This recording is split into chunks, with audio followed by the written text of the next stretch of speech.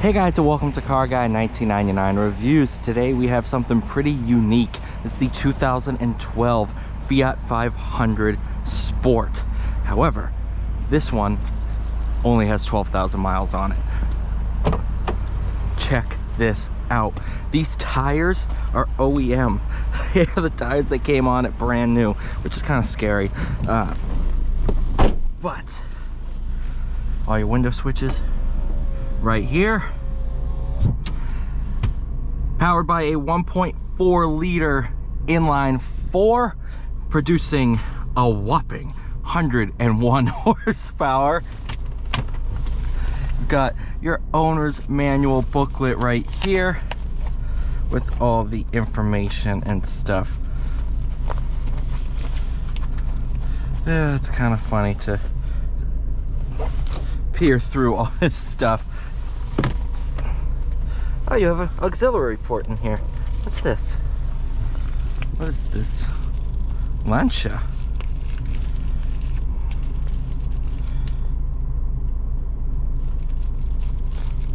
Huh. Oh, radio theft ID code. Let's see. All right. This thing does have Sirius XM. It does have a Bose stereo. Does have a sunroof, does have side curtain airbags. This thing's a riot to drive. I freaking love these cars. This one is the 6-speed auto. You have a sport button here. If any of the lights are flickering, it's because of the refresh rate. They match the camera. Before this, the only Fiat 500 I had driven was in a Bath, and that was back in 2018. So I hadn't driven the base 500 until now. So what do I think of the thing? I think it's a fun little Italian car. It has a bunch of Italian flair to it.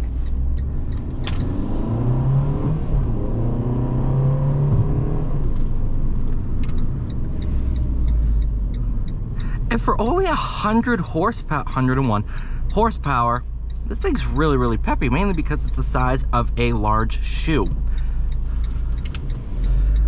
Interior, I feel like I have plenty of room because of the bubble shape.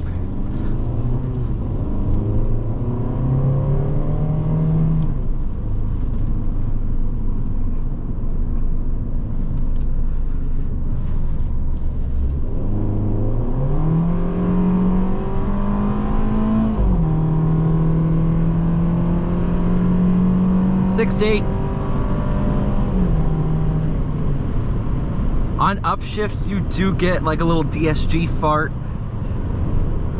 which is always fun.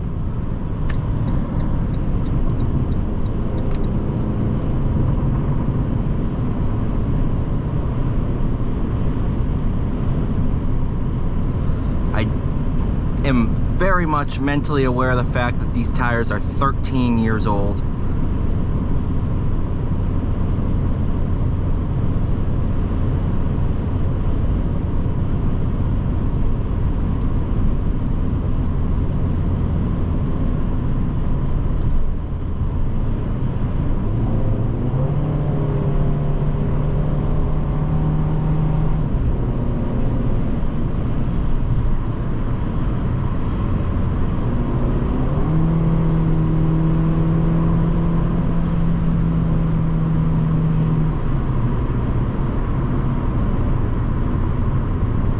Doing 70 miles an hour here. Seating position, I'm really comfortable.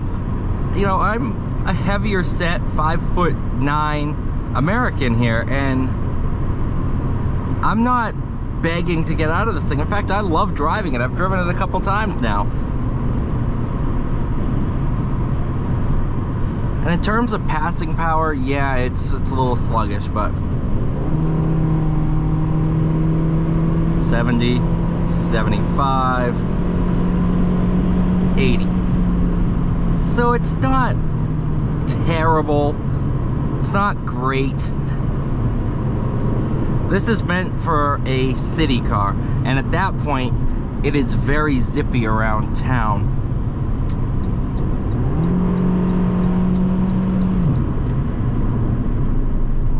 brake pulsation. Come on, baby. We are turning down the mountain. Here we go. We are turning down the mountain. Here we go. Da la da da da da da da. Come on, little Fiat. Let's go, Fiat. Come on, let's go, Fiat.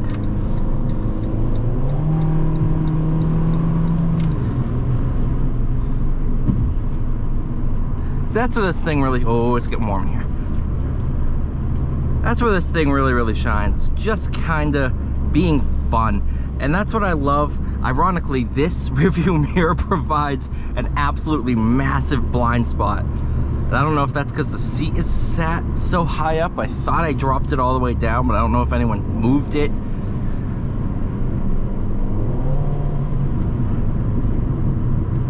This is along the lines of the Mini Cooper, but it's ironically, it's actually smaller than a Mini, which I think makes it more fun. Windshield is close, but you feel like it's a lot further. I can't touch the windshield, but in a lot of cars, you really can't touch the windshield unless you lean forward.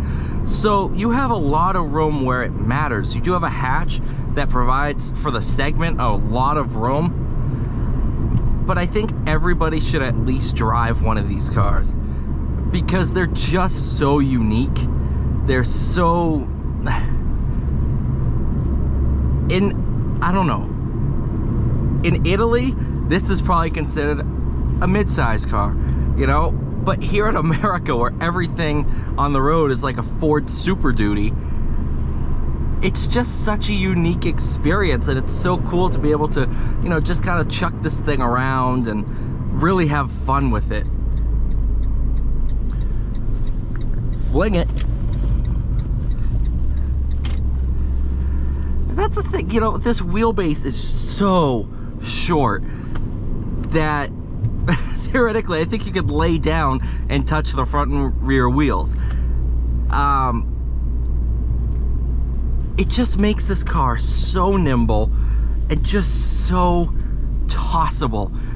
And it has that Italian flair. It sounds really unique for a 4-cylinder. That's why the Abarth remains one of my favorite cars I've reviewed. It's just so good. Thank you guys so much for watching. Please like, share, subscribe. See y'all in the next one.